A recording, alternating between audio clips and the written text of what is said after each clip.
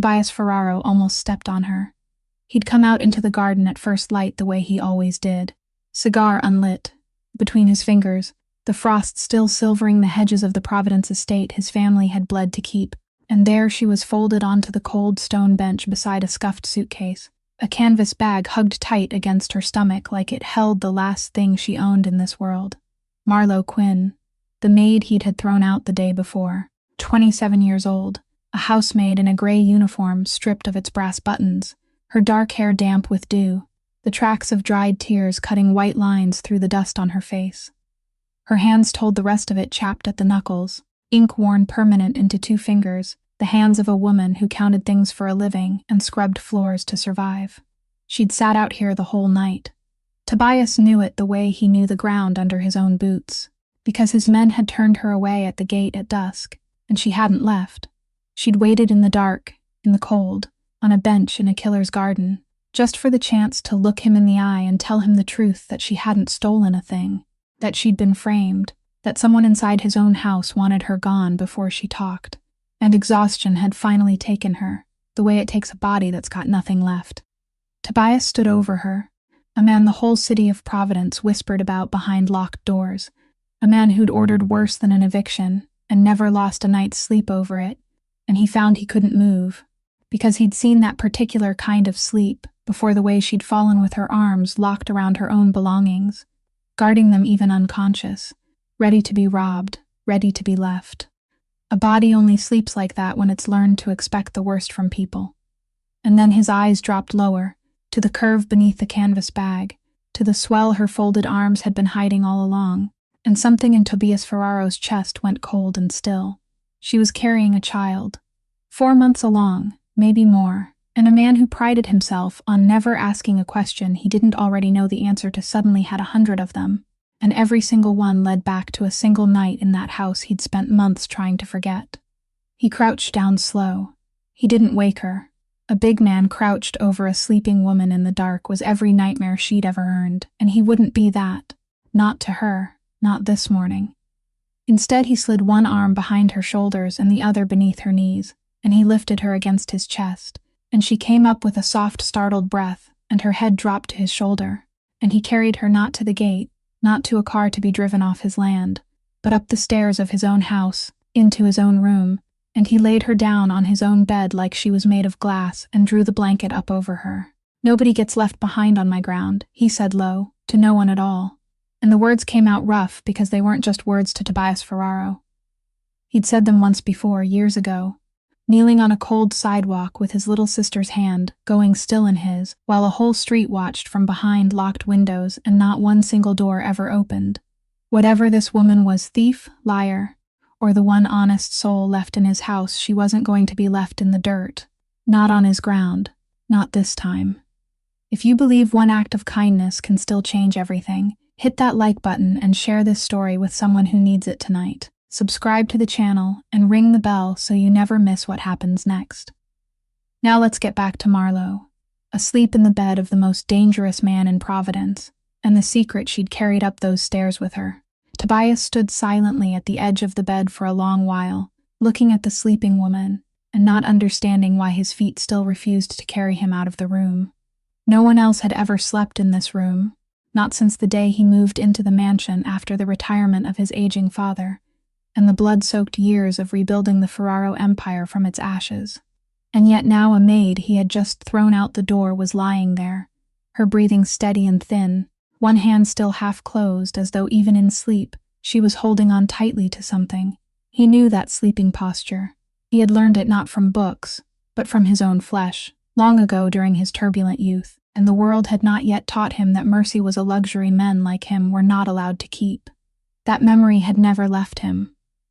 It had only lain dormant, like a chained animal, and tonight the image of the woman curled in on herself had awakened it.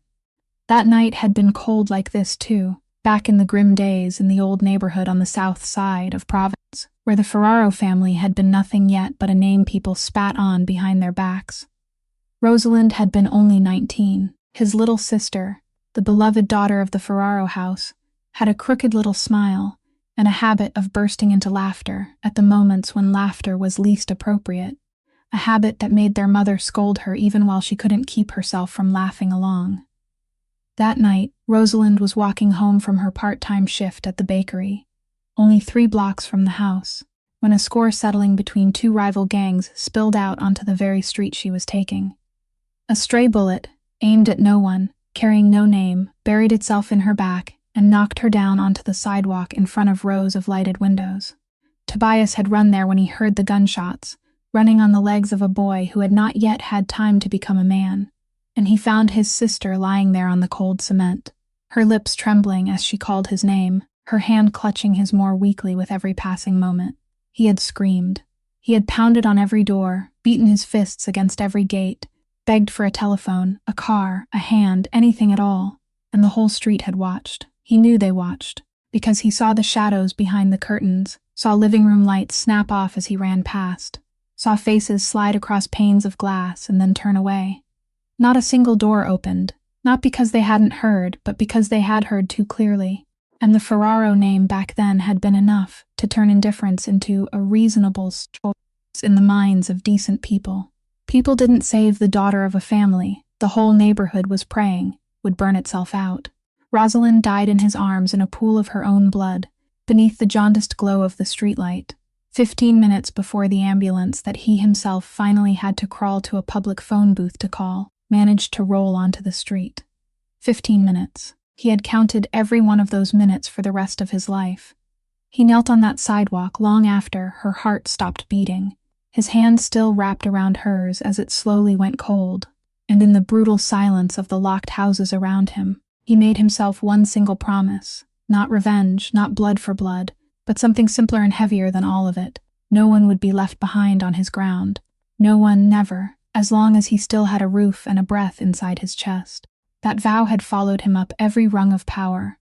through smoke-filled rooms and agreements written in fear, through everything he had become, so the Ferraro name would never again be something that made people dare to turn away. People called him ruthless, and they weren't wrong, but that ruthlessness had grown out of a cold sidewalk where kindness had been absent at the very moment it mattered most. Now, standing in the warm room of his own house, watching a strange woman sleep with her arm half folded as if sheltering her belly, Tobias felt 2 moments, 15 years apart, folding over each other until it made him dizzy. The same posture of a person who had learned not to expect anything from anyone else. The same look of having been abandoned. He thought of his men stopping her at the gate at dusk, thought of the servants in the house passing her throughout the afternoon, without a single one of them stopping, and a cold anger rose in him. Not anger at her, but anger at the truth that the world was still exactly as it had been on the night Rosalind died, still full of closed doors and eyes that turned away. But along with the anger came something else, sharper and far more unpleasant, a suspicion of himself. Because he couldn't forget that he was the one who had ordered her cast out. It was his cold signature on the accusation of theft that had pushed her onto that stone bench outside. He, the man who had sworn never to leave anyone behind, had somehow still been able to become someone else's closed door without even knowing it. The thought made his jaw tighten. He pulled a chair close to the bed and sat down, bracing his elbows on his knees, and he watched her sleep as though, if he looked long enough, he might be able to read the truth on that exhausted face. Truth or deception, innocence or guilt. Her belly lifted faintly with each breath, and every time it rose and fell, the number 4 months echoed in his head like a knock on a door he wasn't ready to open. He didn't allow himself to walk all the way down that path of thought, not tonight. But he knew, with all the cold certainty of a man used to calculating every move, that whatever the truth about this woman might be, he wouldn't sign another name onto another sentence until he had looked her straight in the eyes and heard her speak for herself. Outside, the Providence dawn was rising slowly behind the trees, and Tobias Ferraro sat guard over a stranger's sleep, carrying inside him an old sidewalk he had never truly stood up and walked away from.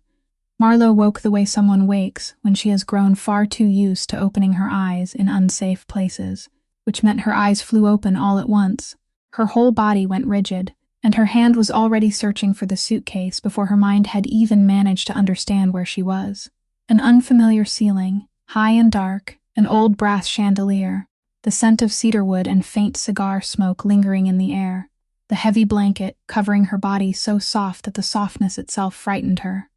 She sat up too quickly, and dizziness swept through her head, one hand pressing instinctively against her belly, while the other groped blindly, until it touched the strap of the cloth bag placed right beside the pillow. And only when her fingers tightened around it did she manage to let out a breath. The suitcase stood at the foot of the bed, untouched. No one had gone through her things. The first thought that flashed through her mind was not gratitude but suspicion, because in Marlowe's life, no one had ever done anything kind for her without attaching a price to it, and she had learned long ago that kindness without an obvious cost was usually the most expensive kind of all. Then she saw him. Tobias Ferraro was sitting in the armchair beside the window, one leg crossed over the other, his elbow resting on the chair arm, watching her with the calm of a man who had been sitting there for a very long time and was in no hurry at all. Morning light fell slantwise across one half of his face, leaving the other half in shadow, and in that instant she realized she was inside the bedroom of the most powerful man in Providence, the man who had signed the order to throw her out as if crossing out an unnecessary line in a ledger. She pulled the blanket off her body, swung her legs down to the floor, and stood up, a little unsteady but standing all the same, the suitcase drawn close to her feet, the cloth bag held against her chest. Because Marlowe would rather face the devil on her feet than lie beneath his blanket, he didn't rise. He only said,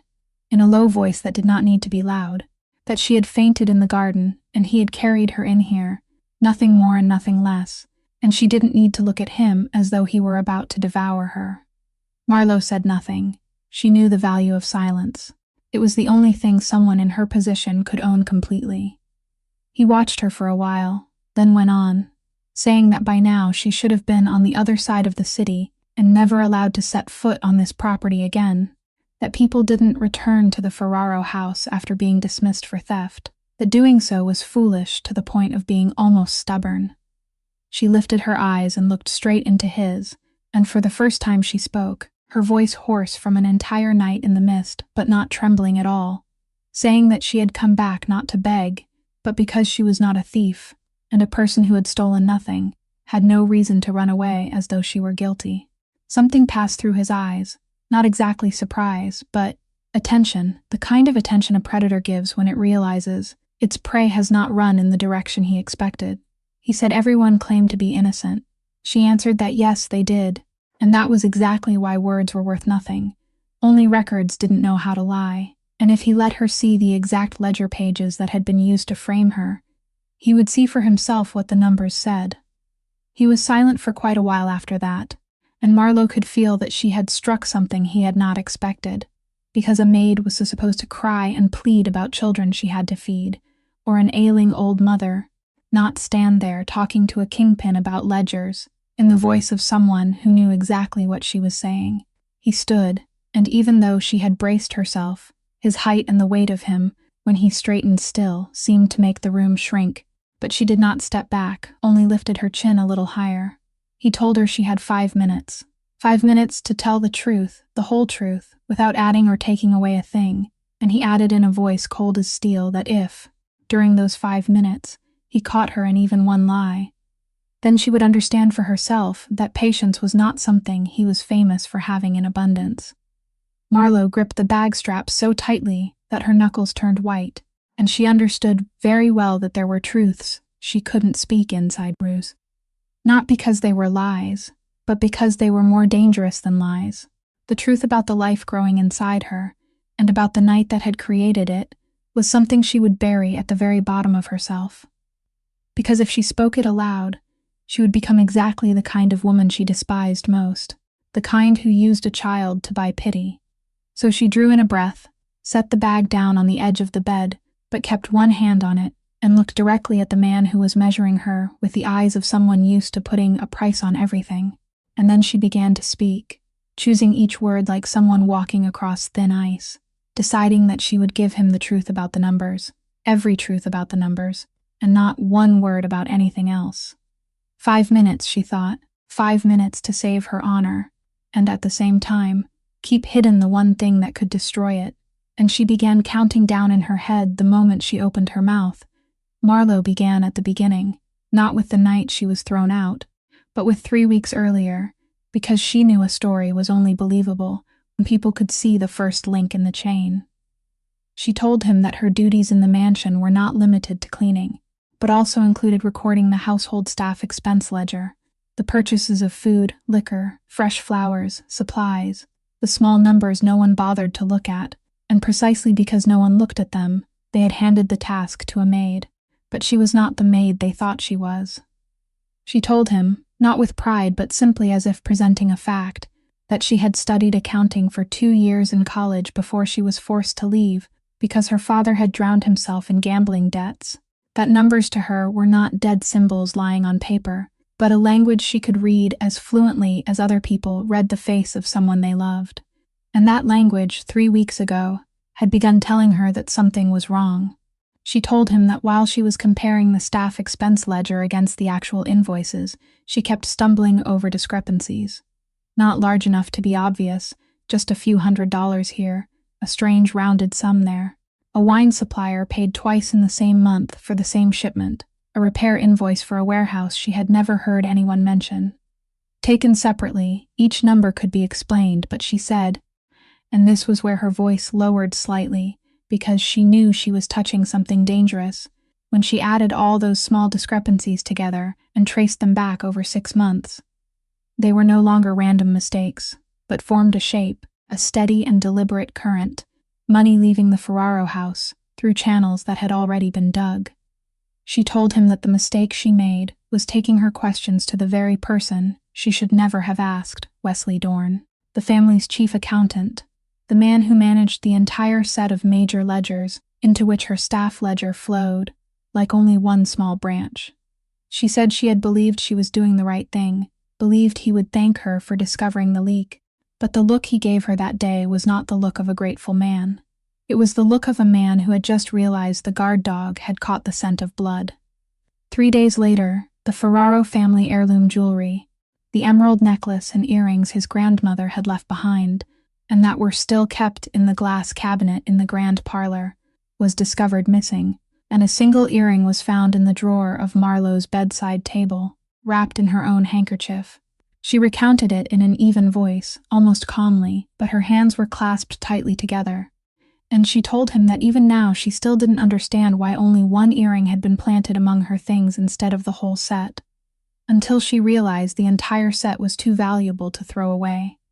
They only needed one small piece, enough to accuse her, while the rest disappeared into the very current she had accidentally seen. She said she had no proof, and she stressed that point, that she wasn't standing here to accuse anyone, because if she did that, she would be no different from the person who had accused her. She was only standing here to say that a person who wanted to steal a set of jewelry would take the whole set and sell it, not hide one piece in her own room like a written confession, and that the timing of her being framed, 3 days after she asked Wesley about the numbers, was a coincidence that anyone who knew how to read ledgers would see was far too neat to be accidental. Tobias listened to all of it, without interrupting her even once, and when she stopped, the silence in the room stretched long enough for her to hear the pendulum clock in the hallway. He did not believe her completely. She could see that on his face, the cold, weighing look of a man who had heard too many good stories, and learned that the better a story was, the more suspicious it became, because Wesley Dorn had kept the family's books for nearly 20 years, had passed through 3 purges unharmed, had been a man his father trusted, and a man Tobias had never had any reason to doubt, while she was only a maid who had worked there for less than a year with an emerald earring in her drawer. But he did not dismiss her outright either, and that was what made Marlowe's heart beat faster, because she could see he was doing exactly what she had hoped he would do. He was calculating. He asked her one question only, his voice slow, asking that if he let her see those ledger pages again, today, would she dare point out every number in front of him? Or was this merely the story of someone who knew she would never be forced to prove it? Marlowe looked straight at him and said that she not only dared, she begged to do it, because ledgers were the only thing in this world that had never betrayed her, and if he gave her enough time with them, they would speak the name her mouth did not dare to call. Tobias didn't answer her right away. He stepped to the door, opened it, and called a name down the hallway, and only a few minutes later, A woman close to 60 entered the room with the straight, unhurried stride of someone who had ruled this place for so long that every brick seemed to know her name. It was Odette Lambert, the head housekeeper of the Ferraro mansion, a woman with salt and pepper hair twisted neatly at the nape of her neck, her face stern, marked by deep lines around the corners of her mouth that hadn't come from smiling often, but from pressing her lips together again and again to keep her thoughts sealed inside. Tobias said briefly that Marlowe would remain in the mansion until he had cleared up the matter of the jewelry, that she wouldn't be locked up, but she wouldn't be free to move about as she pleased either, that Odette would be responsible for watching her and reporting everything back to him, and he said the final sentence in a voice that made both women understand this wasn't kindness, but an investigation. She was here because he needed her somewhere he could see her, nothing more. Marlowe understood that, and she nodded without thanking him, because she knew that thanking him for a decision like that would only lower herself. After Tobias left to deal with the business of a morning in his world, only the two women remained in the room, and Odette stood there looking at Marlowe for a long while, with sharp eyes that had watched 3 generations of servants come and go through this house, eyes that weren't easily deceived. She told Marlowe to follow her, then led her out of the master's bedroom, along a long marble hallway where portraits of the Ferraro ancestors looked down with the gaze of dead people still keeping watch over the house, down one floor, to a much smaller room that was clean and warm in the area once reserved for guests, not the servants' quarters in the basement where Marlowe had stayed before. Marlowe noticed the difference at once, and the housekeeper knew she had noticed, but neither of them said anything about it. Odette moved around the room, drawing back the curtains to let in the light, checking the water pitcher, and as she did those things with practiced hands, she watched Marlowe in the way only a woman, who had given birth and cared for many other women could. She saw the way Marlowe sat down on the edge of the bed, one hand instinctively supporting her lower back, a small gesture Marlowe herself didn't notice, but Odette read it immediately. She saw the girl's face, slightly pale, and the way she swallowed hard when she caught the smell of coffee from a tray someone had left in the hallway, a smell most people wouldn't think twice about, but one that made her turn her face slightly away. Odette said nothing about what she saw. She only quietly carried the coffee tray farther from the doorway, and a little later she came back with a warm cup of ginger tea and a few salted crackers, setting them on the table beside the bed, without explaining why, only saying that people's stomachs were often uneasy in the morning after a night in the mist. Marlowe looked up at her, and in that moment something wordless passed between the two women. Marlowe understood that this woman had guessed, and Odette understood that Marlowe knew she had guessed, but both of them chose to let it rest in silence, because there were things that became weapons in other people's hands if spoken too soon. Odette only said, in a voice stern but not cold, that walls had ears in this house, that some people walked very softly and listened very clearly, and that if Marlowe was wise, she should keep her mouth shut about everything, until she was certain who could be trusted. She pressed lightly on the word everything in a way that made Marlowe understand she wasn't only talking about the ledgers. Then, before leaving the room, Odette paused at the threshold, turned back to look at the girl once more, and added a sentence that sounded almost casual, saying that she'd served this house for 30 years, had seen many girls come and go, and had learned one thing, that the master might be ruthless with his enemies, but he'd never, not once, abandoned a person who truly had nowhere to turn. So if Marlowe was as innocent as she claimed, then she had accidentally fallen into the very house she should fallen into, and if she was lying, then this was the worst house in the world to do it in. After saying that, she closed the door very softly, leaving Marlowe sitting alone in the warm room with the ginger tea still steaming, one hand resting on her belly, feeling for the first time in many days that someone in this house had seen her, truly seen her, and not knowing whether she ought to be frightened or grateful for it. Sitting alone with the cup of ginger tea slowly cooling in her hands, Marlowe let her memory drift back to the night she had promised herself she would never allow herself to think about again, the night 4 months ago, when the entire Ferraro mansion had lurched like a ship, striking hidden rock. It was a late winter night, and she had only been working there for a few months, still nothing more than the invisible shadow-cleaning hallways no one ever noticed. when a frightened cry rang out from the east wing, followed by the thunder of running feet, and someone shouting for an ambulance. Silvio Ferraro. The aging father, the boss who had stepped back from the front, but whose name still stood as the pillar holding up the whole family, had collapsed from a stroke right inside his study. For the hours that followed, the house became a chaos of private doctors, cold-faced men coming and going, while speaking in low voices, phone calls made in every direction. And in the middle of all that noise, Marlo did the only work she knew how to do. She poured coffee, wiped up spilled water, stood pressed against the wall, and made herself small so no one would trip over her. Sometime after midnight, when Silvio had been taken away and the doctors said he would survive, but the road ahead would be long, the house fell into a silence heavier than the chaos had been, and the men left one by one, leaving Tobias alone in his father's study. When Marlo went in to clear away the glasses, she found him there, not the Providence kingpin, but a man collapsed in a chair, with a bottle of liquor already more than half empty, his tie loosened, his bloodshot eyes staring at the fireplace where the flames had died down to embers. She should quietly withdrawn. That was what a maid was supposed to do. But something in the way he sat that night kept her from lifting her feet and walking away, because she recognized that posture, the posture of someone who had almost lost what he loved and had been powerless to do anything about it. The same posture she had once seen in herself in the mirror during the years her father was sliding downhill. He looked up and saw her, and instead of sending her away, he spoke, his voice thick with liquor and with an exhaustion deeper than liquor, asking her whether she had ever been afraid she would become the very thing she hated. Marlo shouldn't have answered, but she did, and somehow two people standing at the farthest ends of the world sat there talking to each other in the dying firelight. He spoke about the father who had nearly died, the man he had spent his life both loving and fearing, about the burden of a name he hadn't chosen to carry, about the loneliness of being someone everyone needed but no one truly saw.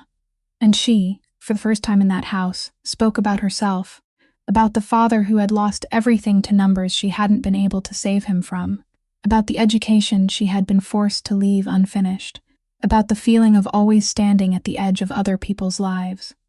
That night held no schemes, no calculation, only two lonely human beings who happened to see each other at the exact moment when both were most exposed, no kingpin and no maid left between them, only two people abandoned in different ways, finding in one another a little of the warmth they both lacked. And that warmth, in the weakness of a night that should never have happened, went farther than words. Marlo didn't allow her memory to linger there too long. She kept only what she needed to keep, that it had been real, that it had been tender, and that it had belonged to her alone before morning came and took it away. Because when dawn rose, when cold light poured in and with it all the weight of the real world, the Tobias Ferraro she met again was no longer the man from the night before. He stood by the window, clean-shaven, his tie fastened again, his cold shell pulled over him like armor, and when she entered, he looked at her as though looking through glass, as if she were an object in the room, and not the person who had sat with him through the night. He said, in a flat voice stripped of feeling, that the night before had been the mistake of a weak man, that it would never happen again, and was best never mentioned, and he left something on the table, perhaps money, though she never looked to know, because in that very moment something inside her had closed forever. She understood at once, with the ruthless clarity of someone used to being looked down on, that to him she was only one moment of weakness that needed to be erased, and she had nodded, turned away, and returned to being the invisible shadow, cleaning the halls as though nothing had ever happened.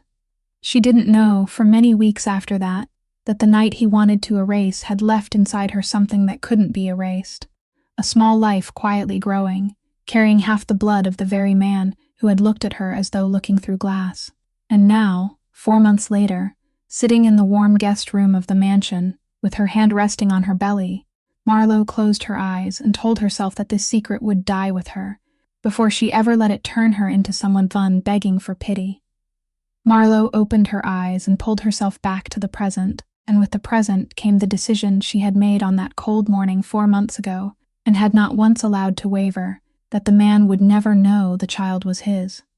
She sat there, lightly stroking her palm over her belly, thinking of all the reasons she had to keep silent, And the greatest reason was not fear but something far harder, her pride, the only possession that a lifetime of poverty had not managed to take from her. She knew very well that if she opened her mouth and told the truth, everything in this room would change color at once.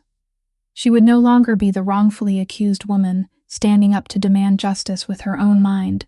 but the maid who had become pregnant by her master and then come back to claim her share. And the look Tobias gave her, the look in which she had only just earned a small measure of respect, would instantly become the suspicious look reserved for every opportunist. She had seen too many women cling to a child like the last piece of wreckage in the water. And though she didn't judge them, she knew she couldn't survive becoming one of them in his eyes, because if he helped her because of the baby, then that kindness would be something she owed, not something she deserved, and a debt like that was heavier than hunger itself. She would rather be thrown back onto the street with her dignity intact than be kept as an obligation.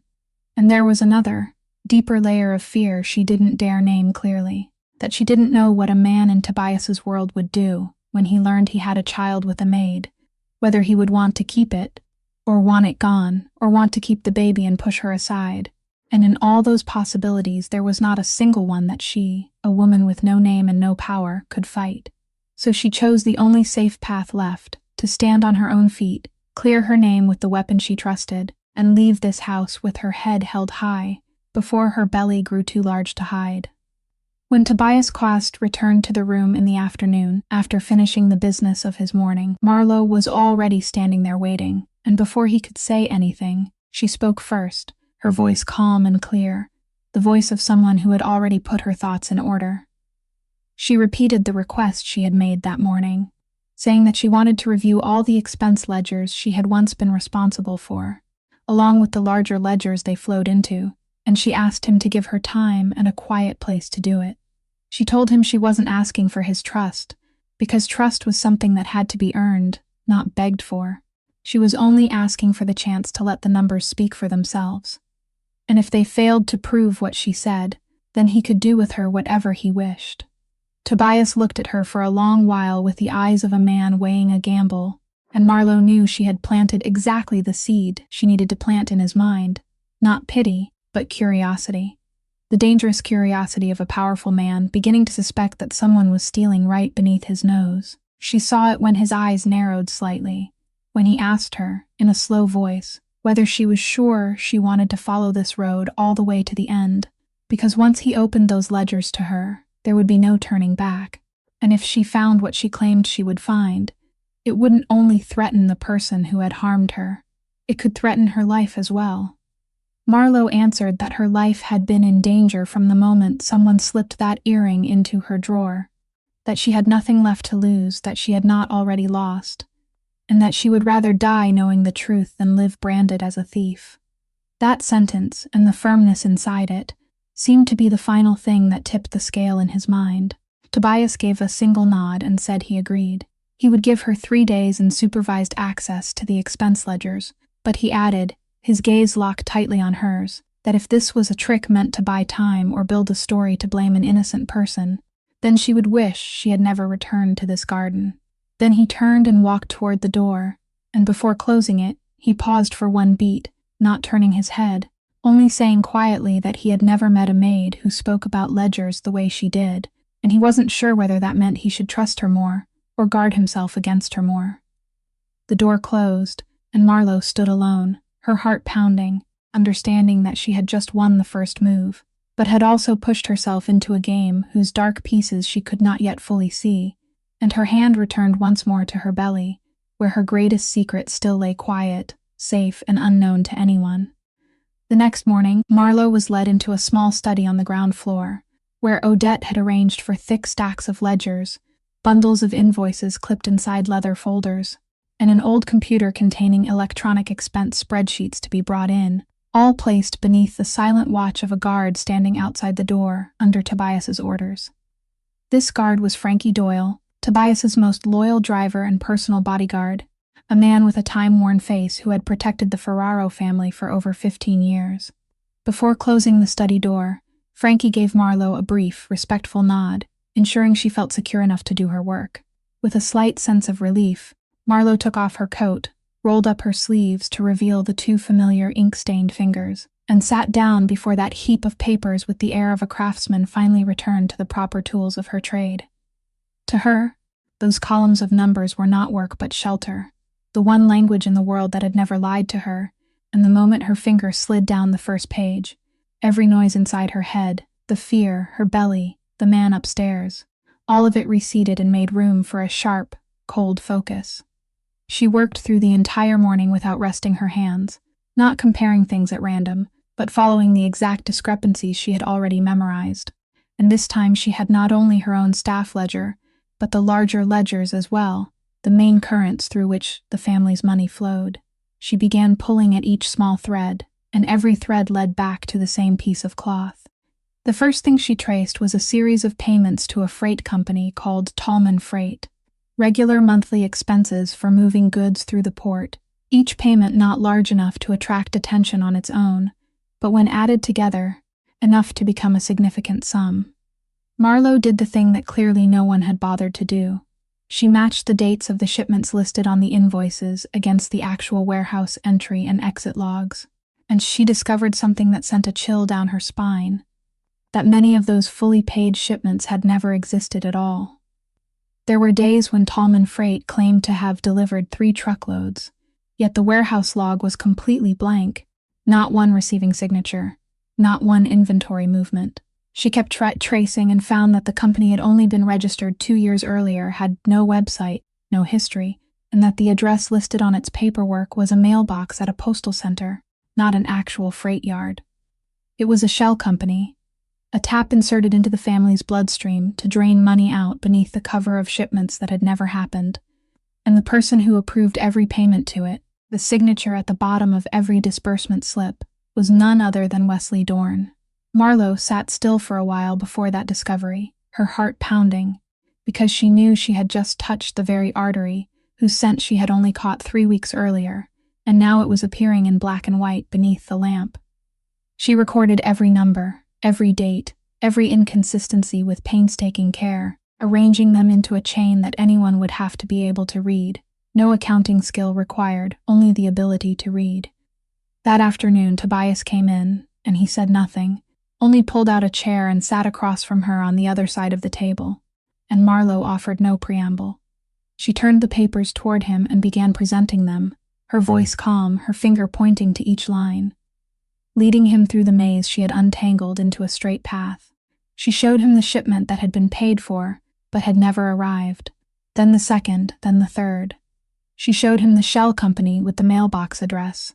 She showed him Wesley's signature repeated again and again, at the bottom of every slip, and she did all of it without once making an accusation aloud. She simply let the numbers speak for themselves, exactly as she had promised. Tobias bent over the papers, and Marlowe watched his face shift from polite skepticism into true, strained attention, watched his jaw tighten when he realized that what lay before him wasn't the imagined tale of a maid, but a real breach that had been quietly bleeding the family treasury for months right beneath his nose. He lifted his eyes to her,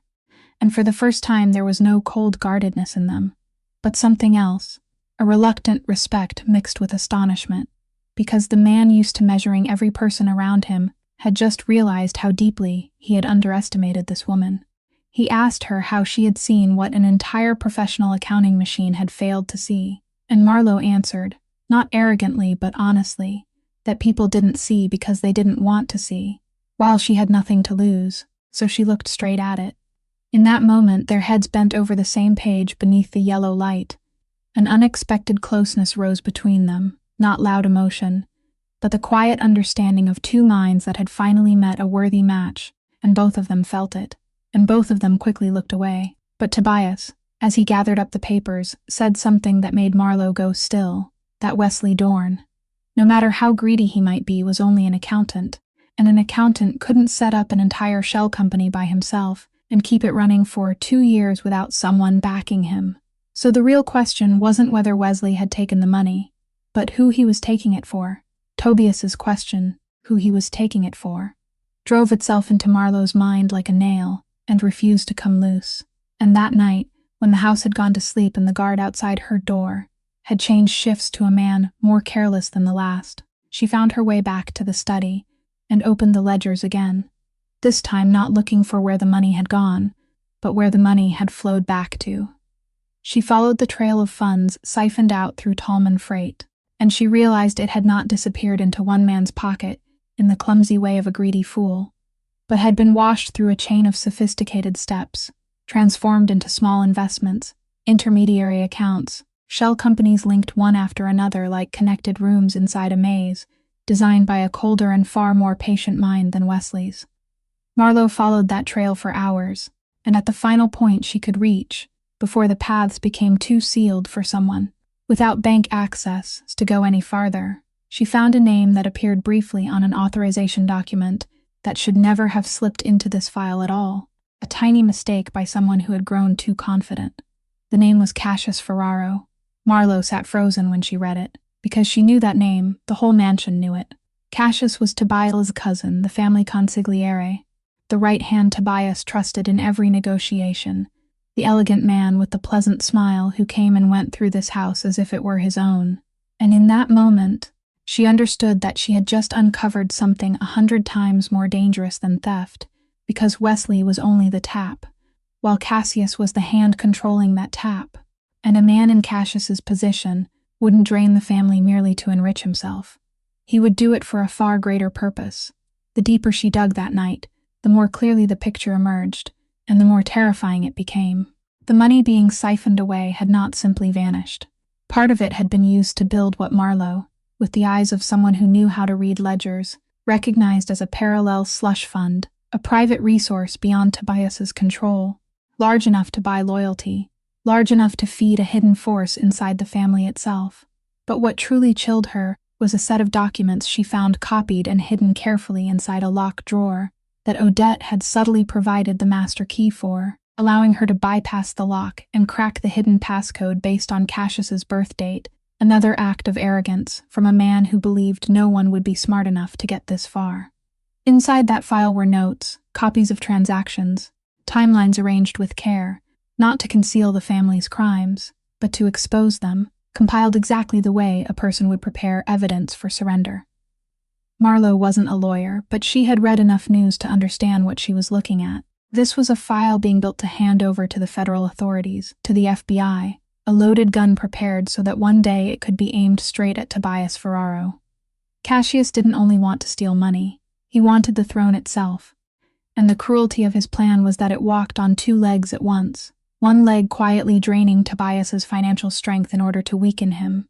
the other gathering evidence so that when the moment came, he could push him into prison or into the grave and calmly take over a family already cleared for him. Marlowe sat in the darkness of the study, her hands trembling as she folded the file back exactly the way she had found it, and a fear unlike any she had ever known settled over her, entirely different from the fear of being fired or falsely accused. This was the fear of someone who had accidentally stepped into the middle of a war for a throne, where both sides would be willing to crush anyone who stood in the way. She understood at once that she couldn't run to Tobias right now and shout Cassius's name, because she had nothing in her hands except numbers and a name glimpsed on paper, and the word of a maid accused of theft accusing the kingpin's most trusted right hand would sound like the desperate gamble of a cornered woman trying to drag someone else down into the mud with her. Worse, if word reached Cassius that a maid was following his trail, then she and the small life inside her would vanish from this world as smoothly as a minor discrepancy erased from a ledger, with no one investigating and no one remembering. So Marlowe did the hardest thing for someone who had just found the truth. She stayed silent. She carefully put everything back exactly where it belonged, erased every sign that she had been there, and returned to her room with her heart pounding and a bitter decision settling inside her, that she would have to gather enough evidence for no one to deny before she opened her mouth. And until then she would have to live in the middle of the tiger's den, smiling at people she now knew were devils, and holding close not one secret but two, each one powerful enough to kill her. Wesley Dorn was not the kind of man to sit still and wait, and he was shrewd enough to smell danger from the day Tobias began letting the maid touch the ledgers. 3 days after the night Marlowe traced that dangerous name.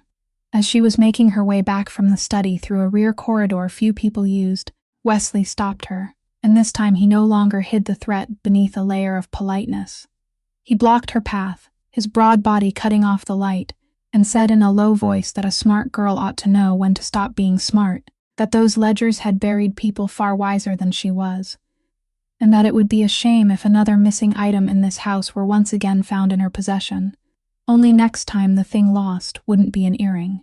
He stepped closer, one hand lifting as if he were about to seize her arm, and Marlowe backed up until her spine touched the wall,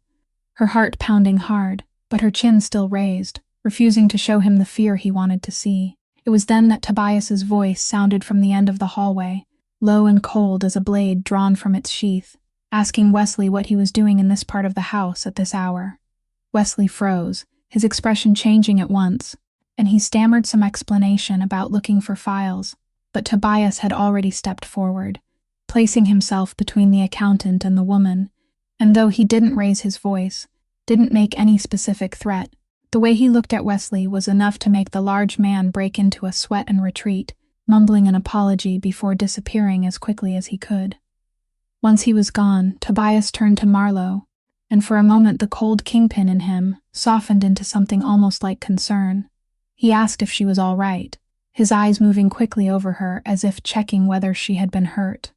Marlowe straightened, brushed off her sleeve, and said in a voice so calm it was almost cold that she was fine, that she had faced men far more frightening than Wesley Dorn,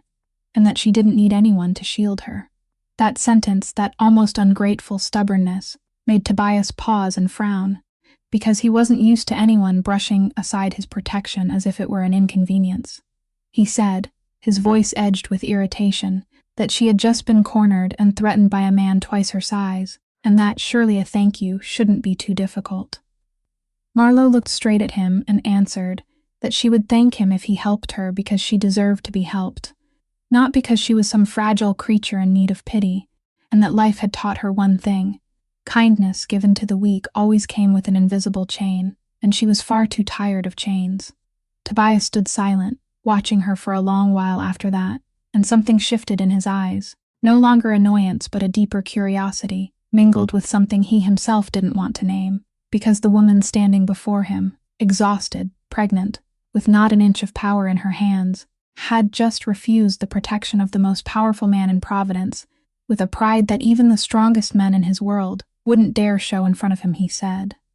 his voice softer now, that he wasn't helping her out of pity. He was helping because in his house no one was allowed to threaten another person behind his back. That was his matter, not hers, and that meant she owed him nothing. Those words, the way he gave her a way out that allowed her to keep her pride, instead of forcing her to bow her head, made Marlowe go still, and for the first time she couldn't find a sharp reply. The two of them stood there in the empty hallway, closer than necessary, and in that silence there was a tension entirely different from the fear that had just passed, a dangerous warmth drawing two people who should have remained far apart closer together, calling back something both of them were trying to bury in different ways. Marlowe felt it, and she hated herself for feeling it, hated the way her heart betrayed her reason. Right in front of the man who had once looked at her as if looking through glass, the man whose greatest secret she was carrying, along with another secret deadly enough to destroy them both. She was the one who stepped back first, breaking the moment, saying quietly that she needed to return to her room and rest, and she turned away before his eyes could hold her there. But once she reached her room and leaned back against the closed door, Marlowe pressed a hand to her chest to calm her heartbeat, and she realized with a new kind of terror that the most dangerous enemy in this house might not be Wesley, or even Cassius, but the part of her heart that still wanted to believe in the man upstairs. After Tobias caught him in the hallway, Wesley Dorn did exactly what a frightened lackey always does. He ran to report to his master, and so, only 2 days later, Cassius Ferraro appeared at the mansion with the easy leisure of a man dropping in on family, his tailored suit fitting perfectly, his smile warm, a box of almond pastries from the Italian bakery Silvio loved in his hand, as if his only concern were the health of his recovering uncle. Marlowe saw him from a distance through the doorway, and felt her whole body go cold, because this was the first time she had looked at the man since learning who he really was. And the most terrifying thing was that he didn't look like a devil at all. He looked like the kindest man in the house. She tried to avoid him all morning, but in the early afternoon, while she was in the library arranging several ledgers, the door opened and Cassius stepped in alone, closing it behind him with a motion so gentle that Marlowe didn't realize she had just been shut inside the room with him until the latch gave a soft click. He didn't threaten her, and that was exactly what made him many times more frightening than Wesley.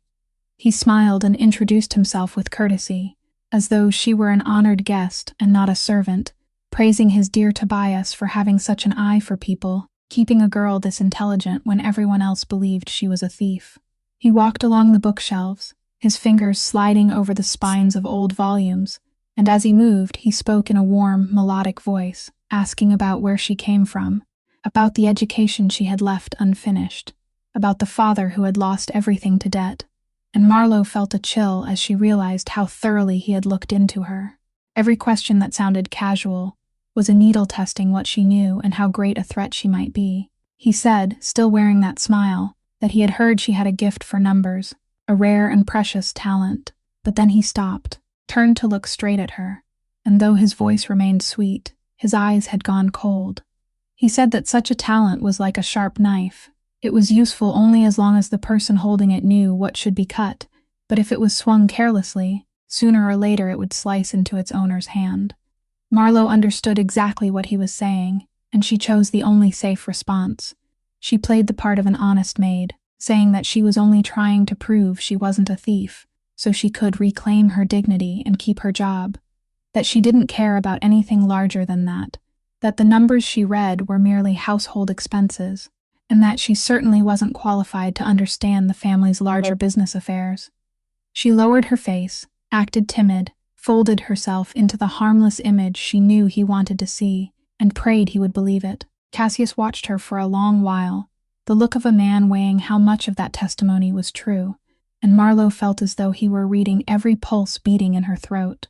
Then he gave a soft laugh, an agreeable sound, and said he was very glad to hear that, because he hated to see a talented young woman entangled in troubles that weren't hers, troubles that, in a family like theirs, sometimes ended very sadly. He came closer to her, close enough that she could smell his expensive cologne, and he bent to pick up a ledger she had dropped, because her hand had trembled slightly, returning it to her with both hands, like a gentlemanly gesture.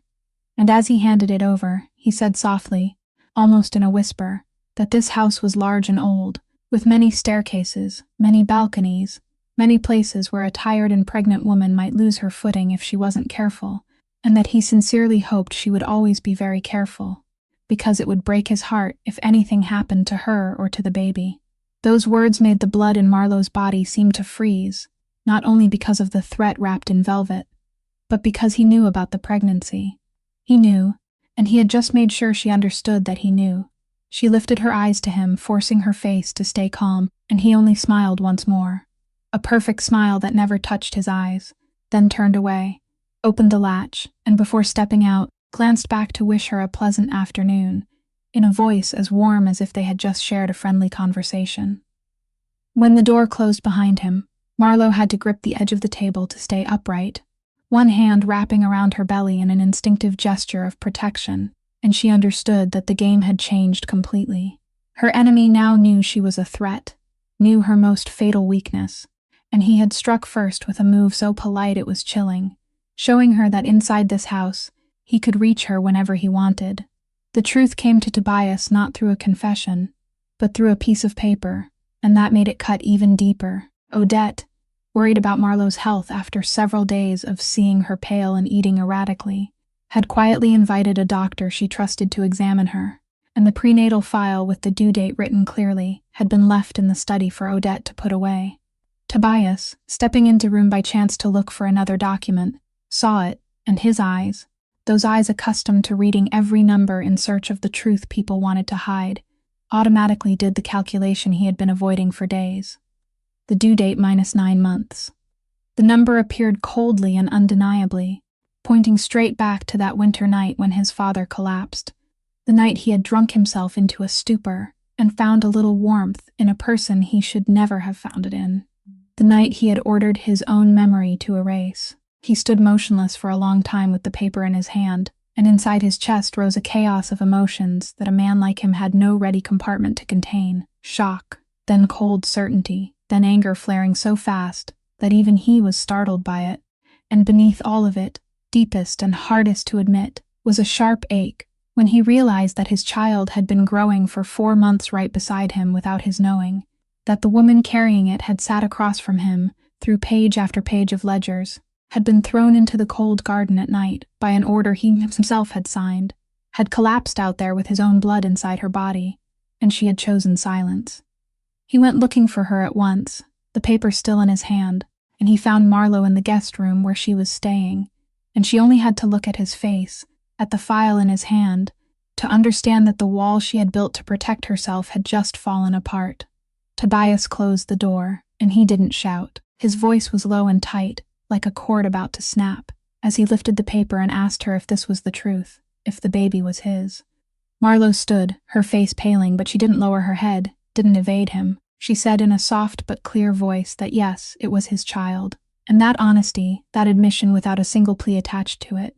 seemed to make his anger burn even hotter, because he stepped toward her and asked how long she had planned to hide it from him, whether she had sat across from him for all these days, had let him bring her into his house, feed her, shelter her, open the ledgers to her,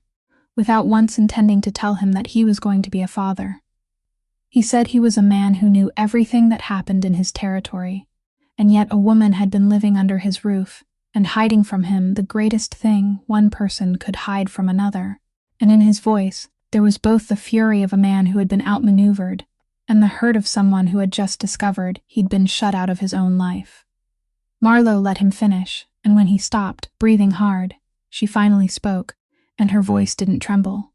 She asked him in return whether, if she had told him, he would have believed her, or whether he would have immediately thought she was a clever servant girl trying to cling to her master's blood to change her fate. She said she had lived long enough at the very bottom of society to know exactly how the world looked at a woman like her when she held out a child in the name of a powerful man, and she told him, looking straight into his eyes, that she would rather starve in the street than let him look at her with the gaze she was certain he would have used. The gaze of a man who thought he was being shaken down for money. Those words struck somewhere inside him, because he fell silent, and Marlowe went on, her voice lowering but not softening, saying that on the morning 4 months ago, he had looked at her as though looking through glass, and told her that night had been a mistake, never to be mentioned again, and she had obeyed. She had put it away, both that night and what came from it, and she had never meant to take anything from him, not even this truth. She had only wanted to clear her name, leave quietly, and give birth alone the way so many other women had done. The two of them stood facing each other in the room, and between them lay the paper, 4 months of silence, and a night no one had been allowed to mention, while the air grew thick with all the things left unsaid.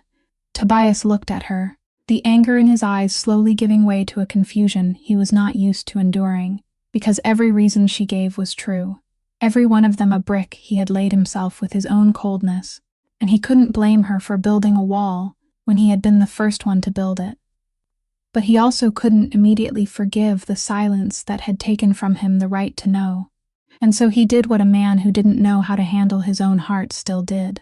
He turned his back and walked to the door, paused for a beat at the threshold, and said in a hoarse voice that he needed time, then walked away, leaving Marlowe standing alone in the middle of the room, with her hand pressed to her belly, and the feeling that everything she had tried to hold had just slipped from her grasp.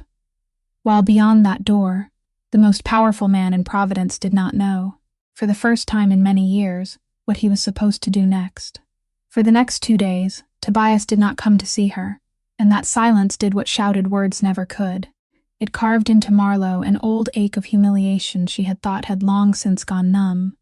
She understood that silence in the only way a person in her position could understand it, that he was weighing how to handle her, calculating how much a pregnant maid was worth, and how much trouble she might cause, and every hour that passed in that waiting only confirmed what she had always believed about her place in the world of people like him. So on the 3rd day, when Tobias finally returned to her room, with his face calmer than before, and began by saying that he had thought things through and wanted to arrange everything for her and the baby, that he wanted her to stay in the mansion and wanted to provide for her fully. Instead of feeling relief, something inside Marlowe broke open.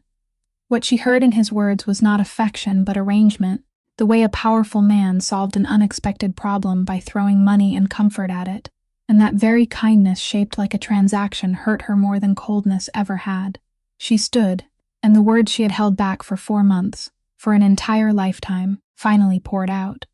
She told him she did not need to be arranged, that she was not a line item in his ledger that needed to be balanced neatly. She was a human being. She asked him whether he knew what it felt like to be looked at like an object, what it felt like to stand in a room and know with certainty that, to the people inside it, you were worth only the work you could perform, what it felt like for a man to sit with you through one long night, sharing the deepest wounds he carried, and then in the morning look through you as though you had never existed, simply because you wore a servant's uniform. Her voice broke, but she did not stop. She said she had not hidden the baby from him out of calculation. She had hidden it because she knew the moment he found out, she would forever cease to be Marlowe in his eyes, and would only ever be the maid who had accidentally become pregnant by her master. A label she would never be able to remove, and she would rather take her child far away than let it grow up in a house where its mother was treated like a mistake that needed to be provided for, so she would stay quiet. She said she had proved she was not a thief, or nearly had, and once everything came to light, she would leave.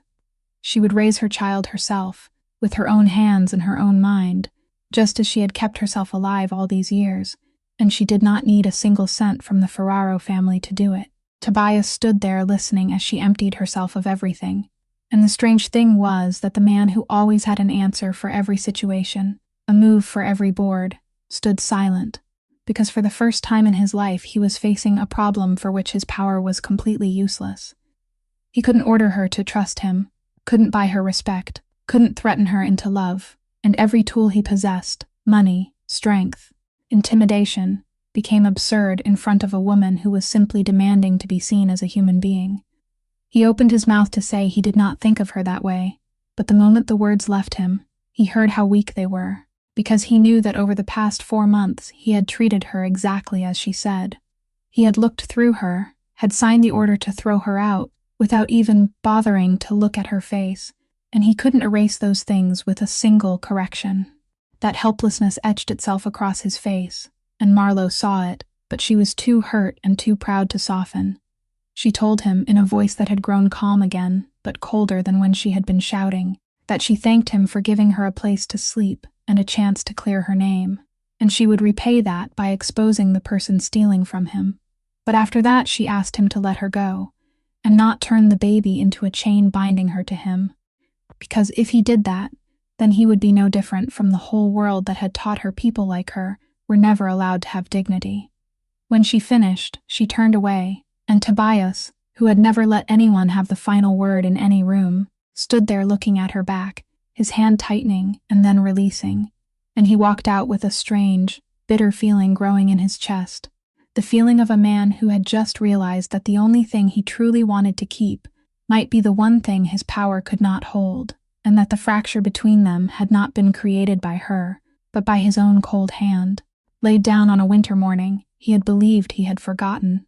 That night, Tobias went to his father's room, not exactly because he needed advice, but because in one of the rare moments of confusion in his life, he didn't know where else to go. And Silvio Ferraro, though his health had weakened greatly after the stroke, was still the only person in the world beside whom Tobias could sit without keeping his armor on. The old man sat in an armchair beside the fireplace, a blanket spread over his knees, and he looked at his son as he came in with eyes that were still sharp, despite the trembling of his body, the eyes of a man who had ruled an entire underworld empire for 40 years and learned to read people before they even opened their mouths.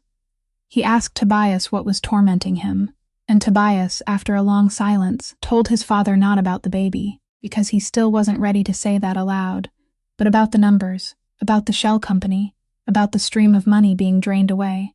and finally, lowering his voice, about the name the maid had traced at the end of that path, the name Cassius. Silvio went very still for a long time after hearing his nephew's name, and what appeared on the old man's face was not surprise, but a deep and weary sorrow. the sorrow of someone who had been waiting for bad news for many years and was only now receiving it. He told Tobias to sit down, and he told his son a story Tobias had never heard in full, the story of Cassius's father, Silvio's younger brother, a man who had died young in an internal purge back when the family was still fragile, and of what had happened afterward. When Cassius's father died, the family was in danger, and the people in power at the time made a cold decision. They cut ties with the dead man's widow and little son, pushing them outside, in order to preserve the safety and dignity of the main bloodline, leaving mother and child to scrape by in poverty on the edge of the city, while the family slowly revived and grew rich. Silvio confessed, his voice heavy, that back then he had been young and ambitious, and had not been brave enough to stand against that decision, that he had stood by and watched his own nephew be abandoned, while telling himself it was necessary, and that the boy Cassius had grown up inside that rejection, watching his cousins live in the velvet comfort of a name that should have partly belonged to him too, and learning very early that in this family blood would not save anyone, only power would. He said that only many years later, when Cassius was grown and had shown himself to be extraordinarily intelligent, did the family bring him back and give him the position of consigliere. But they had brought home a man whose inside had long since gone cold, a man who smiled and served but never forgot that he had once been thrown outside the gate like a burden. Tobias sat listening, and he realized with a chill down his spine that Cassius's story and his own were two sides of the same coin, both forged by a moment of abandonment, both carrying the wound of a door closed at the very moment it should have opened. Yet from that same wound they had grown into two opposite men. He, standing beside Rosalind's body on the cold sidewalk, had sworn never to let anyone be left behind again, had turned pain into a vow of protection. Cassius, abandoned by the very family that should have claimed him, had sworn something else, that he would never again allow himself to be powerless, had turned pain into a cold hunger for power, and a smoldering grudge waiting for the day it could reclaim everything that had been taken. Silvio looked at his son and said, his voice trembling, that he was not telling this story to excuse Cassius, because what his nephew was doing was an unforgivable betrayal, but so Tobias would understand that the devil in their house had not been born from nothing. He had been raised by the family's own cruelty, by a door all of them, including Silvio himself, had helped close many years ago. He took his son's hand in his own trembling one and said that the Ferraro family had once planted the seed of abandonment and was now harvesting its bitter fruit, and he prayed that, when the moment came for Tobias to face Cassius, he would be wise enough to remember that every great crime began with a person who had been denied,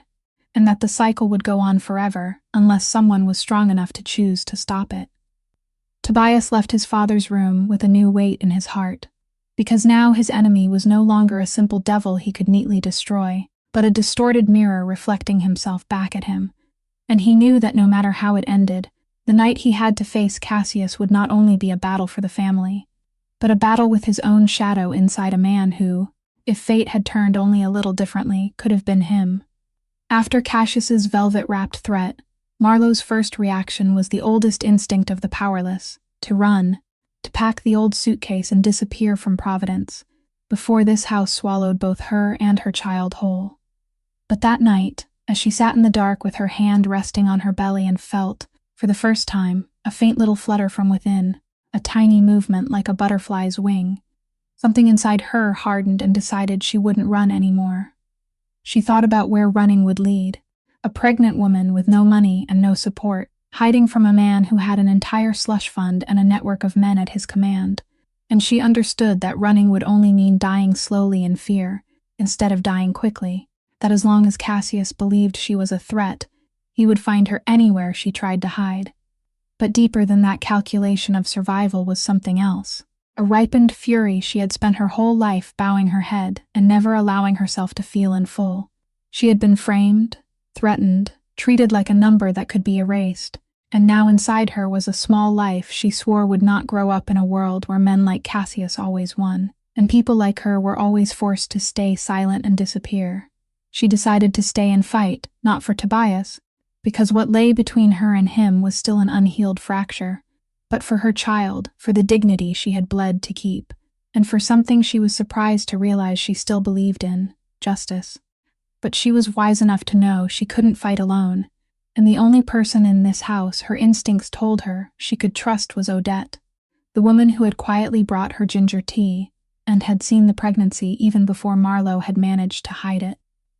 The next morning, Marlowe went to Odette, and she had thought very carefully about how much she should say, but in the end she chose to gamble on honesty. She told the head housekeeper about the numbers, about the shell company, and she watched the woman's face closely when she mentioned that the money trail led to someone very high within the family. And what she saw on Odette's face was not disbelief but a dark confirmation, as though the older woman had suspected something for a long time, without having the proof to give it a name. Odette sat down, lowering for the first time the stern mask of a housekeeper, and she told Marlowe that she had served this house for 30 years, had watched Cassius from the day he was brought back, and had never trusted that man's smile. She had seen too many loyal servants suddenly reassigned or disappear, in ways no one could explain whenever they happened to learn too much. She said she did not have Marlowe's head for reading numbers, but she had something Marlowe did not have: keys, the trust accumulated over 30 years, and the right to move through every corner of the house without anyone bothering to notice an old housekeeper.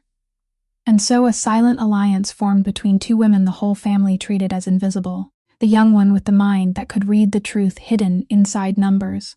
the old one with the feet and ears that could reach the places where that truth was hidden.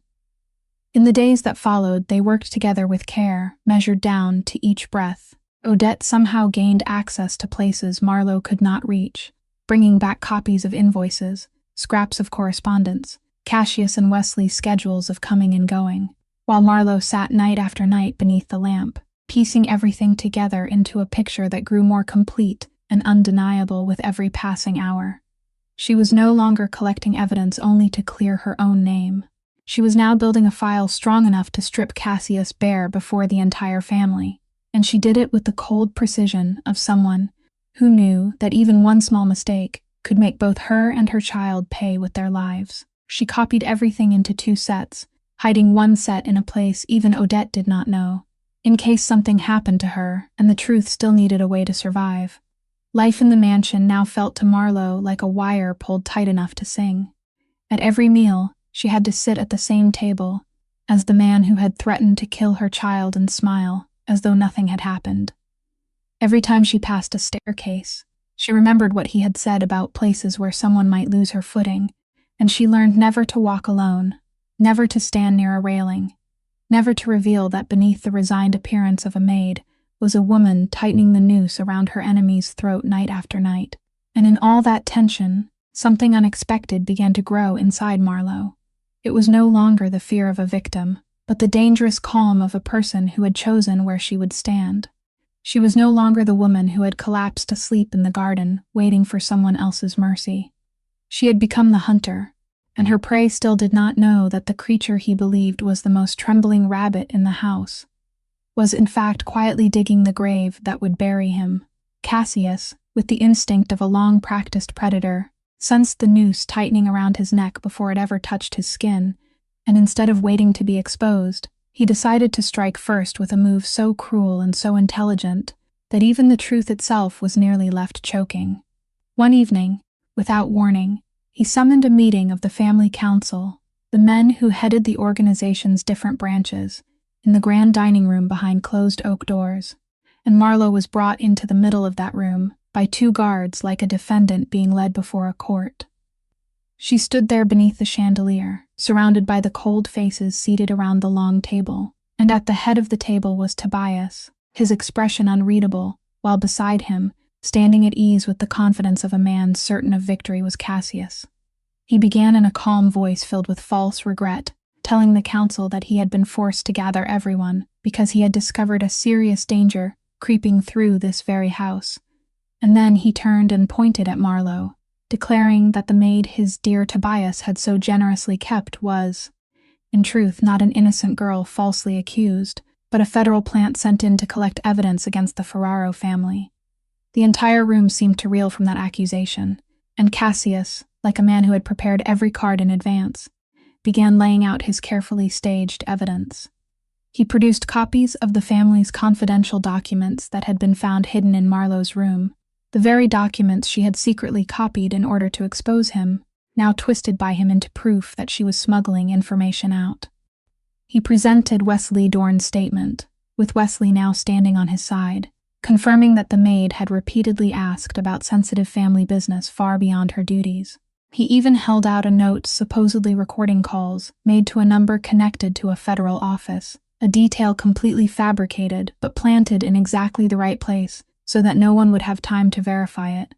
And then he delivered the cruelest blow. In a low, sorrowful voice, he said that she was also pregnant, and that no one could know for certain how far that pregnancy was part of the infiltration plan, an ambiguous sentence released only to seed suspicion and disgust in everyone's mind, to turn Marlowe from a human being into a conspiracy with hands and feet. The air in the room thickened with hostility, the men around the table looking at Marlowe with the eyes of those who had already passed judgment, and she stood there alone inside the circle, with no lawyer, no witness, no one to defend her, facing a sentence that in this world carried only one punishment for the crime of being an informant: death. She saw the danger written clearly across every face, and she understood that Cassius had calculated this move perfectly. He had taken her own weapon, the evidence she had gathered, and turned it into the rope around her neck. He had reversed the board so quickly and so ruthlessly that the truth now looked exactly like a lie. She turned her eyes toward Tobias, searching for something on his face, and what she saw made her heart tighten, because he wasn't looking at her with trust, but with a cold, measuring scrutiny, the expression of a man reconsidering everything, and she realized that in this moment, standing before those skillfully staged pieces of evidence, even the man whose child she carried had to ask himself whether everything she had shown him might only be the perfect performance of a professional spy. Cassius, reading the hesitation on his cousin's face, pressed harder, telling Tobias in the voice of a concerned brother that Tobias's softness toward this girl had placed the entire family in danger, that it was time to act decisively for everyone's safety, and he demanded that the council vote to decide the fate of the person he called the snake inside the house. Murmurs of agreement began rising around the table, the hands of several men already resting on the polished wood as if ready to vote, and Marlowe felt the entire room closing around her like a coffin, every exit sealed, every word she might speak ready to be bent into one more piece of evidence against her. She placed one hand on her belly, drew a deep breath in the suffocating air of that underground trial, and understood that she had only one chance left to speak, one fragile moment before the door of fate slammed shut, and if she used it to beg or deny the charge in the ordinary way, she would die. So she had to do the one thing no one in that room, not even Cassius, was expecting. Marlowe didn't kneel, didn't cry, didn't utter a single plea of innocence, and it was precisely that unnatural calm that made the murmurs around the table falter, because an exposed spy should have panicked, while this woman stood straight with her head held high, as though she were the one holding something in her hands. She spoke, her voice clear and steady as it carried across the perfectly silent room, saying that she wouldn't waste the gentleman's valuable time denying an accusation, because words against words meant nothing. Instead, she asked to be allowed to do exactly what she'd done all her life, which was to let the numbers speak, and she requested that the family ledgers be brought into this room, right now, in front of everyone. Cassius objected at once, saying this was only a desperate person's trick to buy time, but that very haste to stop her made several faces around the table tighten in faint suspicion, and Tobias, after looking at her for a long moment, lifted his hand and signaled for the ledgers to be brought in, his cold voice saying that if she wanted to dig her own grave with numbers, he'd give her the shovel. When the ledgers were placed on the table, Marlowe stepped forward, and the moment her hand touched them, the trembling inside her vanished completely, giving way to the sharp calm of a craftswoman returned to her proper tools. She opened the ledger and began, not saying one word about herself, only leading the entire council along the path of the money, slowly, clearly, in a language so simple that even men who'd never read a page of accounting in their lives had to nod as understanding began to settle in.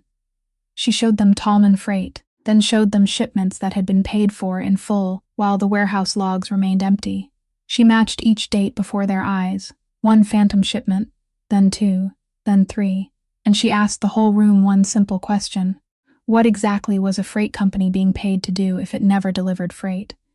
Then she turned to the approval signatures at the bottom of each disbursement slip, Wesley Dorn's signature. And Wesley began to sweat, but Marlowe didn't stop there. She lifted her eyes and looked straight at Cassius, saying that a salaried accountant couldn't create a shell company by himself and launder millions of dollars through it for 2 years without someone protecting him. And then she began following the money flowing out of that shell company, through intermediary accounts, through dummy corporations until it stopped before one name. She didn't say the name herself. She did something far smarter. She simply placed the authorization document bearing Cassius's signature on the table, right beside the payment slips, and let the entire council read it for themselves, connect the points for themselves, see for themselves the true hand behind it all. The room went dead still, and in that silence, Marlowe delivered the final blow. She said Cassius had accused her of being a spy feeding documents to the federal authorities, but the very documents supposedly used as evidence against her, when read closely, were actually a carefully compiled file on every operation of the family, arranged neatly in exactly the way a person preparing to hand evidence to prosecutors would arrange it. And she asked the council, her voice ringing out slowly and clearly, where a maid, who'd been in the house less than 1 year, could have gotten access to the most confidential information at the highest levels of the organization in order to compile such a file, or whether it had to be the work of someone sitting in the position of consigliere, the only person in the house with every key. She said the person truly working with the federal authorities wasn't the one pushed into the middle of this room as a sacrifice, but the one who'd staged the entire performance so that one arrow would strike 2 targets, destroying the person who'd discovered him while also leaving a ready-made scapegoat to blame if his betrayal was ever exposed. Now the eyes of the entire council had shifted to Cassius, and they were no longer the condemning eyes that had been fixed on her, but a cold suspicion fixed on him. The men who'd been nodding along with him only moments earlier now sat straighter, their hands leaving the tabletop. Cassius still tried to keep his smile, but it had cracked at the corners of his mouth, and he loudly called everything. She'd just presented the twisted argument of a clever, cornered woman, but his voice had lost its smooth confidence, and Tobias, seated at the head of the table, finally spoke, his voice quiet yet cutting through the room like a blade. He said there was one very simple way to know who was telling the truth, and that was to open the account of that shell company and see whose pocket the money had flowed into. And he looked straight at Cassius as he asked whether his cousin was willing to let everything be brought into the light. Tobias's question about bringing the account into the light hung suspended in the air, and every eye in the room turned toward Cassius. But it was Wesley Dorn who broke first, because the accountant was shrewd enough to understand at once what fear had just laid bare before him, that if that account was opened, the signature on every disbursement slip would be his, that in this entire performance he was the one placed in the most exposed position, and that the moment everything collapsed, Cassius would retreat safely into the shadows, while Wesley would be left standing there to bear every charge. He looked at Cassius, and in that look Marlowe could read the truth unfolding inside his mind. The moment a lackey realized he had never been a partner at all, only the scapegoat fattened and kept ready for this very day. Fear of death overwhelmed loyalty in Wesley with astonishing speed, and he did the only thing a coward knew how to do when cornered. He tried to save himself by selling out his master. Wesley stepped forward, his voice trembling and rushed, saying he would confess everything. He said yes, he had signed those disbursement slips, but he had only been following orders, that Cassius was the one who had set up Tallman Freight. Cassius was the one who had directed every theft, and Cassius was the one who had ordered him to plant the earring in the maid's room to silence her when she began to catch the scent of what was happening. The confession poured out of Wesley's mouth like water bursting through a broken dam, each sentence stripping another layer from Cassius's mask. He told them about secret meetings, about the slush fund, about the plan to use the file someday to overthrow Tobias, and he told them all of it not because his conscience had begun to ache, but because of the cold calculation of a man bargaining for his own life, trading loyalty for the hope of mercy. Everyone in the room could see that. No one mistook Wesley for a hero.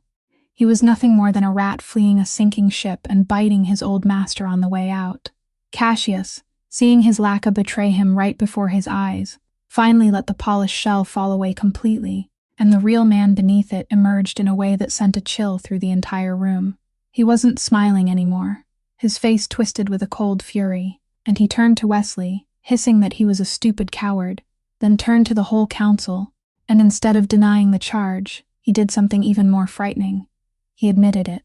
He said, his voice thick with contempt, that yes, he had taken the money, and he asked the whole room in a bitter voice why he shouldn't have, when this family had taken everything from him since he was a child, had abandoned him and his mother, to die slowly in poverty, on the edge of the city, while the main bloodline lived in the velvet comfort of a name that should have belonged to him too. He looked at Tobias, and in his eyes was 15 years of compressed resentment. He said he was only taking back what had always been his, that he deserved to sit in that chair at the head of the table 100 times more than Tobias did, because he had been forced to crawl up from the mud while Tobias had been handed everything, and that he didn't regret a single cent he had taken, or a single scheme he had set in motion. That furious confession destroyed him even faster than Wesley's testimony had, because now there was nothing left to doubt. His own mouth had confirmed everything Marlowe had exposed, and the entire council, men who lived by a code in which betrayal of the family was the gravest sin and could not be forgiven, turned their backs on him all at once in the heavy silence of a sentence already passed without any need for a vote. Marlowe stood in the middle of the room, her body still trembling from the strain, but her back still straight, and she saw the moment power shifted, the moment the predator who had entered this room, so certain of himself, became the prey surrounded by the very wolves he had once called allies. Tobias slowly rose from his chair at the head of the table, and every eye turned to him in expectation, because everyone understood that under the laws of this world, what happened next to the exposed traitor could only be one thing, and the fate of Cassius Ferraro now lay entirely in the hands of the man he had plotted to destroy. Cassius, reading the death sentence in the silence of the entire room, understood that he had nothing left to lose, and a man with nothing left to lose is the most dangerous man in the world. In the instant when every eye was still fixed on Tobias, waiting for his judgment, Cassius acted. He snatched the gun hidden beneath the jacket of the nearest guard with a speed no one was ready for, and the room, which had been suffocating beneath the solemn weight of a trial, suddenly exploded into chaos. The first gunshot tore through the air and buried itself in the wall just behind Tobias as he managed to dodge aside, and everyone in the room dove for cover amid shouts and the crash of chairs overturning. Cassius, his eyes bloodshot with hatred and desperation, did not aim at Tobias first, but swung the barrel toward Marlowe, the woman who had stripped him bare, the woman he saw as the cause of everything collapsing, and with a roar he shouted that if he had to lose everything, he would drag down the snake that had bitten him first. Marlowe stood frozen in the middle of the room, too stunned to run, one hand instinctively wrapped around her belly, and she saw the black mouth of the gun turn toward her, as though she were seeing death itself call her name. But in that moment between life and death, a figure lunged forward. Frankie Doyle, the loyal driver and guard who had followed Tobias for so many years, the quiet man with a time-worn face whose name Marlowe had only just learned, did not hesitate for even a heartbeat. He threw himself between Marlowe and the gun barrel, just as Cassius pulled the trigger. The shot rang out, and Frankie's sturdy body jerked hard as the bullet drove into his chest, but he kept moving forward, using the weight of his own falling body to shove Marlowe aside and out of the bullet's path, shielding her with the very body being shot. At the same time, Tobias had drawn his gun, and his men had reacted as well. A burst of answering fire thundered through the room, and Cassius, struck in the shoulder and then in the leg, staggered and fell, the gun flying from his hand, the last madness of his revolt extinguished in an instant by the very violent world he had chosen to live in. But no one in the room celebrated, because in the middle of the floor, in a widening pool of blood, Frankie Doyle was lying there. Marlowe crawled to his side, her trembling hands pressing against the wound in his chest as she tried to stop the bleeding, her mouth calling his name, begging him to hold on, and Tobias had already dropped to his knees beside them, the face of the most powerful man in Providence twisting for the first time with a pain he couldn't hide as he lifted the old guard's head. Frankie looked up at the two of them with eyes already beginning to dim, and a faint smile touched the corner of his mouth. He rasped to Tobias that he had followed him, since Tobias was still a boy, kneeling and crying beside his sister's body on the sidewalk, that he had heard him make that vow all those years ago, no one gets left behind, and that he was only doing the very thing Tobias had taught all of them for so many years. He shifted his eyes to Marlowe, and with the last of his fading breath he said the baby had to live, that a life not yet born mustn't be left behind, and that he was glad the last thing he could do in this world was keep one small life moving forward. Then his hand squeezed Tobias's hand once, lightly, and let go. Marlowe broke down, tears falling onto the face of the man who had traded his life for hers and her child's, a man who had been almost a stranger, and had given her the greatest gift one human being could give another. And in that painful moment she understood that Tobias's vow, the principle she had once thought was only the hardness of a kingpin, had in fact sunk so deeply into the flesh and blood of the people in this house that a man had been willing to die for it. Tobias knelt there, holding his fallen comrade, and when he lifted his eyes toward Cassius, who lay groaning and restrained on the other side of the room, there was a storm in his gaze that Marlowe had never seen before, the pain of loss, the primal fury demanding blood for blood, and the struggle against the very vow that had just been written again in Frankie's blood before his eyes. And she knew that the true moment of judgment, the moment that would decide not only Cassius's fate but Tobias's soul, had only now truly begun. The fall when Frankie pushed Marlowe out of the bullet's path had saved her life. But it had not come without a price, because right in the middle of the agonizing grief for the fallen guard, Marlowe suddenly felt a sharp, tearing pain rise from deep in her lower belly, a pain unlike anything she had ever known, and when she looked down, her face must have gone deathly white. Because Odette, who had just rushed into the room, screamed for someone to come. The pain seized her in waves, each one more violent than the last, and in that numbing panic, Marlowe could only wrap both arms around her belly, as though she could shield the life inside with her own body, her mouth stammering pleas not for herself but for the baby, begging it not to leave her, begging it to hold on.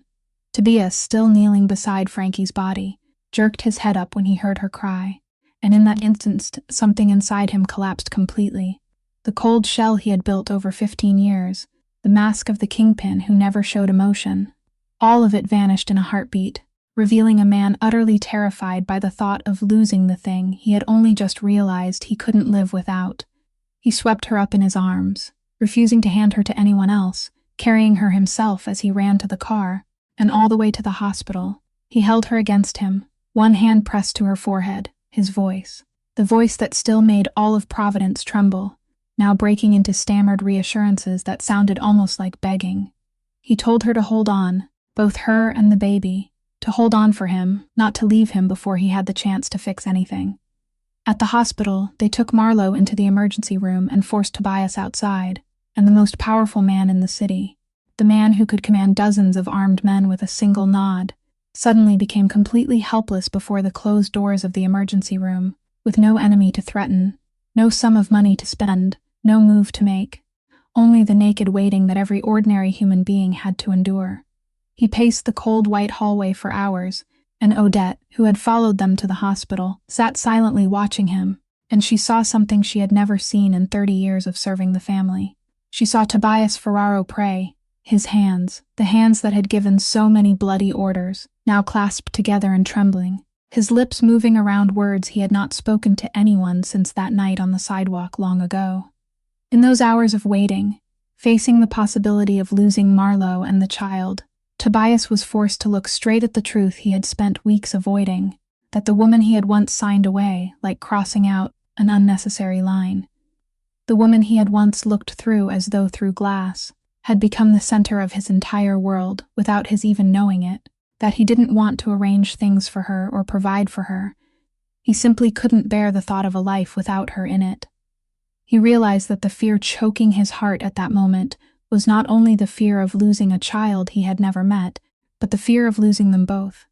Both the tiny life-proud woman who had dared to stand straight in front of him and demand to be seen as a human being, and in that cold hallway, he silently swore that if she lived, if they both lived, he would spend the rest of his life proving that he had seen her, truly seen her. When the doctor finally came out, Tobias's face went pale in the moment before the verdict, and when the doctor said that they had saved the baby, that the crisis had passed, but Marlowe needed absolute rest. The legs of the man who never buckled before anything had to brace against the wall just to keep him upright, and he lifted a hand over his face. And Odette turned away to give him a little privacy with tears. A man like him would never let anyone see. He was allowed into the room to sit beside Marlowe once she was awake, pale and exhausted in the hospital bed, but still there, still breathing, with the baby still safe inside her, and Tobias pulled a chair close to the bed, took her hand in both of his, bowed his head and pressed it against her hand, and for the first time he did not speak in the language of power or arrangement, but only whispered 2 words, thanking her for staying. And in that quiet hospital room, after they had just crossed the fragile line between life and death, something between them, something that had been deeply fractured, finally began, very slowly, to mend. Cassius didn't die in the burst of gunfire in the dining room. The bullets in his shoulder and leg had only brought him down, not killed him, and Tobias's men had bandaged him and stopped the bleeding not out of mercy, but because in this world a traitor wasn't allowed to die that easily. His death had to be a decision, not an accident. 3 days later, after Marlowe had passed through the crisis and been brought back to the mansion to rest, Tobias finally faced his cousin in the wine cellar, deep beneath the ground, the place the family still used to settle matters that were never meant to see the light of day. Cassius was brought down there with his hands bound, dragging his wounded leg with every step, and they forced him to his knees on the cold stone floor, in the middle of a ring of councilmen, all of them there to witness it, because under the unwritten law of the underworld, a betrayal this blatant demanded a public punishment before the entire family, and the only accepted price for plotting against the boss and causing the death of someone within the house was blood. No one in that cellar doubted what was about to happen. Cassius would die, and he had to die by Tobias's own hand, because that was the law, because a boss who didn't personally deal with the man who'd betrayed him would be seen as weak, and weakness in this world was a deadly luxury. Tobias entered the cellar with a gun in his hand, his face as cold as carved stone, and inside him was a storm no one could see, because every step he took toward the kneeling man trampled across the image of Frankie Doyle lying dead in a pool of blood, the comrade who had traded his life to protect Marlowe and the baby. And the fury in Tobias demanding revenge rose hot and righteous inside him, so powerful it was almost impossible to resist. He stopped in front of Cassius, and Cassius lifted his head to look at him, and the astonishing thing was that in the defeated man's eyes there was no pleading, only a bitter defiance. He told Tobias in a hoarse voice to go ahead, that he'd known this day would come, since he was a starving child on the edge of the city, looking in at the family that had thrown him away, that dying by Tobias's hand was only the inevitable final chapter of a story written long ago by this family's own cruelty. Tobias raised the gun, the cold barrel aimed straight at his cousin's forehead, and the whole cellar held its breath. His finger rested on the trigger, and in that moment drawn tight as a wire, he heard 2 voices tearing at each other inside his head. One screamed for blood to answer blood for Frankie, screamed for punishment against the man who'd nearly killed Marlowe and his child, the voice of anger and of a whole life lived by the law of the jungle, where mercy meant death. But beneath that scream was another voice, softer but more persistent, the voice of the story his father had told him in the room beside the fireplace, about an abandoned child who'd grown into this devil, about the vicious circle of cruelty, breeding cruelty, and that voice whispered to him that if he pulled the trigger now, he wouldn't only kill Cassius, he'd also confirm that the world that had created both of them had been right all along, the world where doors always closed and blood was always paid back with blood. His hand began to tremble, something that had never happened to Tobias Ferraro while holding a gun, and the men in the cellar began exchanging confused glances, because the execution that should have happened swiftly was stretching on in a way no one understood. Their boss was standing there with his gun raised, and he wasn't firing. In Tobias's mind, Frankie's face overlapped with Rosalind's, then with the face of the child Cassius had once been, a child he'd never met but now understood, then with the face of Marlowe lying upstairs, recovering with his child inside her, and he saw himself standing at the crossroads he'd feared all his life, the place where he had to choose what his vow truly meant, whether no one gets left behind included even someone who didn't deserve to be saved. He tightened his grip on the gun, his knuckles whitening, sweat gathering on his forehead, and the whole cellar waited in the thick silence of a moment when a man decides who he's going to be, but his finger still didn't pull the trigger. The gun remained suspended between life and death, and Tobias Ferraro, for the first time in his life, stood motionless, not knowing what he would do next. The sound of the cellar door opening cut through the suffocating silence, and everyone turned to see Marlowe standing on the stairs, pale in a coat she had thrown on in haste. One hand braced against the stone wall to keep her balance, the other resting on her belly, because she had left her sickbed despite the doctor's orders after Odette, unable to bear watching Tobias push himself with his own hand across a line he could never return from, had quietly told her.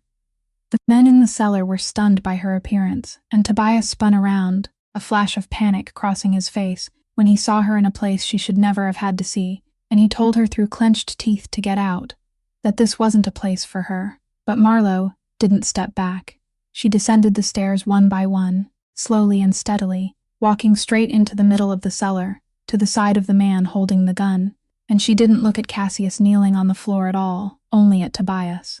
She reached out, not to snatch the gun away, not to beg, but simply to place her hand gently on his raised arm, and through that touch she felt the full tremor tearing through him from within. She told him, her voice soft but clear enough for the whole cellar to hear, that she knew he deserved to die, that he had tried to kill her, had caused Frankie's death, and that no one in this room, including her, could blame Tobias if he pulled the trigger. But then she went on, using the very language both he and she understood better than any other language. She said she had lived her whole life with ledgers, and she had learned that every entry could be balanced, a debt could be answered with a credit, a loss could be offset by another figure. Every number, no matter how ugly, could eventually be brought back into balance. But there was exactly one entry in this world that no ledger could ever balance, and that was the debt created when one person killed another out of hatred, because that entry never closed. It only gave birth to another blood debt, and that debt would be carried on to the next page, then the next page after that, demanding more blood and more blood, forever, without ever reaching zero. She told him Cassius had become this devil, because 15 years ago, the family had written him into the debt column and abandoned him, and if Tobias pulled the trigger now, he would only be doing exactly what those people had done back then, carrying that cruel ledger forward into one more generation, and one day another child would grow out of this blood debt and return to collect what was owed. Then her voice softened, and she said the thing that reached deepest into him, that he had sworn beside his sister's body that no one would be left behind on his ground, and she asked him very quietly what that vow meant, if it only applied to people who were easy to love, people who were innocent, people who deserved saving, because anyone could save someone worth saving. That vow only truly mattered in this hardest moment, when the person who needed mercy was the one least worthy of receiving it. She said killing Cassius was easy, and he was more than strong enough to do the easy thing. But she had seen in him a man capable of something harder than that. The man who had stopped the car in the night because of a strange maid, the man who had lifted her up instead of stepping over her, and she said that man, the man who knew how to stop, was the father she wanted the child inside her to know, not a killer in a dark cellar. The cellar sank into absolute silence, and Tobias stood there, his arm still raised with the gun beneath her hand, and Marlowe felt the trembling inside him slowly change, no longer the tearing struggle between two urges, but something being lowered, something being laid down. He looked down at Cassius, who was still kneeling there, but had now lifted his eyes to the two of them. And for the first time there was no defiance in those eyes, only the stunned look of a man who had never in his life had anyone stand up for him, especially not the woman he had tried to kill. And then very slowly, one finger joint at a time, Tobias lowered the gun. His arm fell to his side, and a long, shaking breath left his chest, as though he had just set down a burden he had been carrying for 15 years. And in the wine cellar deep beneath Providence, surrounded by men accustomed to living by blood, a man known as the most dangerous man in the city did the most dangerous thing his world could imagine. He chose not to kill. Tobias's choice not to kill Cassius didn't mean Cassius was set free, because forgiveness wasn't the same as indulgence, and what Tobias did after that night in the cellar was a decision that forced the entire council to reconsider the man they had thought they understood. Instead of a bullet, He chose for Cassius a path the underworld rarely used. He stripped him of every position and every piece of power within the family, cut him off from every resource, then turned over all the evidence about the shell company and the embezzled money trail to the authorities in a carefully calculated way that would force Cassius to face the justice of the law without bringing the whole family crashing down with him. It was a move both humane and cold. Cassius would live, but he would pay the price in years behind bars, exposed before the law instead of being allowed to die like a martyr in the dark. And Tobias told him, the last time the two men faced each other, that this wasn't mercy but a chance, the kind of chance no one had ever given him, a chance that someday he might become something other than the product of the cruelty that had created him. Cassius didn't answer, but as he was led away, he looked back at Marlowe once, and in that look something had broken open, not exactly gratitude, but the deep confusion of a man who, for the first time in his life, had to question the entire story he had told himself for years about a world where no one had ever stopped for him. As for Wesley Dorn, the man who had betrayed his master to save himself, Tobias did not give him the contempt he deserved. Instead, he did something that stunned Wesley himself. He kept him working under strict supervision, forcing him to use the very accounting talent he had once used to steal in order to untangle and clean up the ledgers he had dirtied, and Tobias told him that a coward could still become useful if he learned to fear the right thing, and that this was a debt he would repay through labor, not blood. Wesley, who had already prepared himself for death, accepted that chance with the obedience of a man who understood he had just been given more than he deserved, and though no one considered him a good man, he began to work with the diligence of someone trying to redeem at least a small part of himself. But the greatest change did not lie in the fate of the traitors. It lay in Tobias himself and in the way he began to look again at the entire empire he had built. That night in the wine cellar, when he lowered the gun, had opened inside him a question he could no longer close, the question of where this cycle of blood and cruelty would end, and whether he wanted his unborn child to grow up only to stand one day in a cellar with a gun raised in his hand.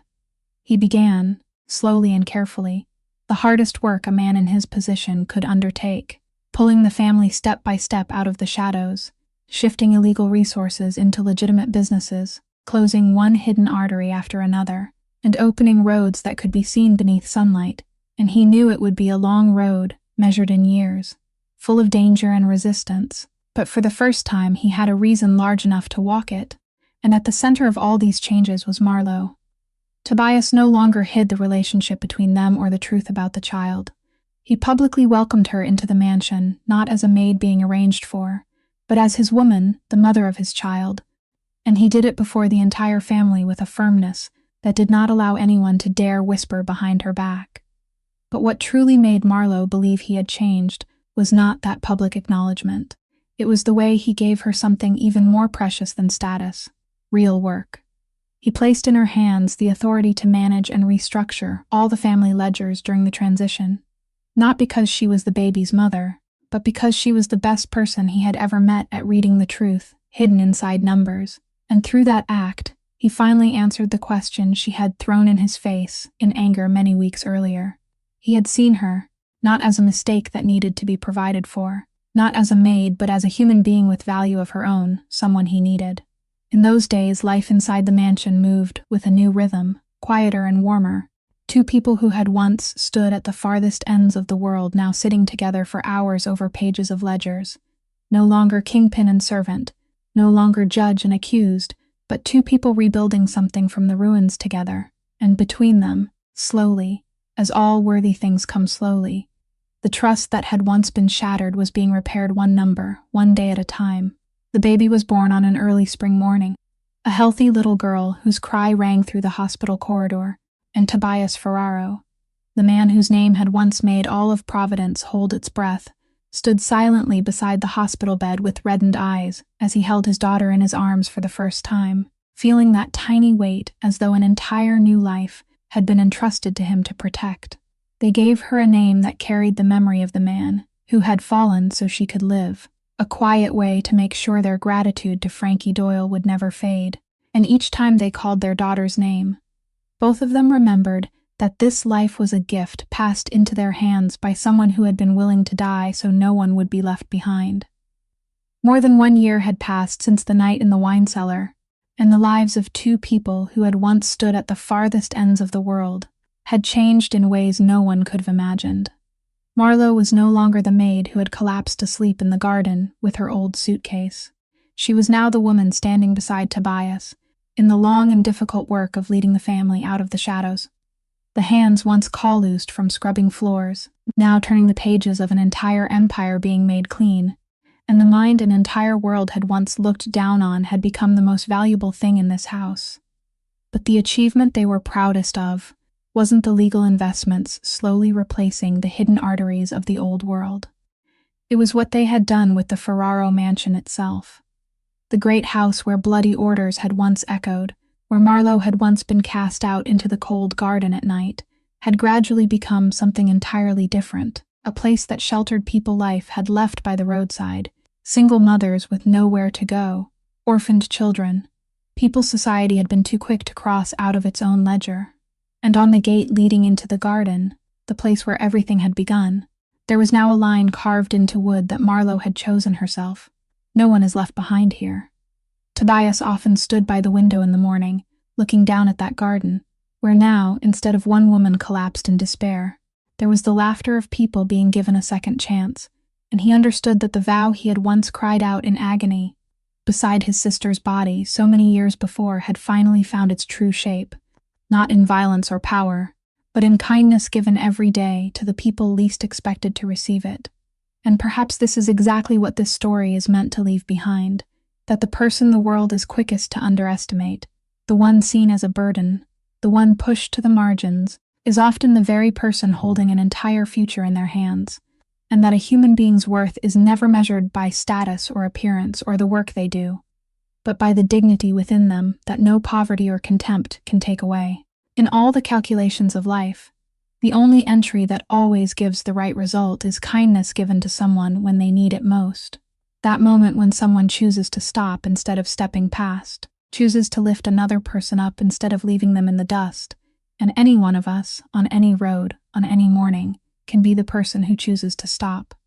If the story of Marlo and Tobias has touched your heart, we hope you'll subscribe to our channel, press the like button, and share this video so that every day we can keep listening together to more meaningful stories that move the soul.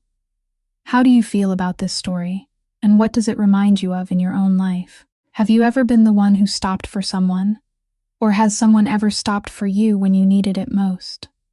Please leave a comment and share what you feel from deep in your heart, because we truly want to hear your story. May today's story leave something warm inside you, a gentle reminder that goodness still exists, and that each of us has the power to give it, and that respecting the dignity of every human being, whoever they are and wherever they stand, is what gives this life its truest meaning. Thank you for listening until the very last moment, and we also wish everyone watching this video good health, a joyful life each day, and a heart that remains peaceful. Goodbye, and we'll see you again in the next videos.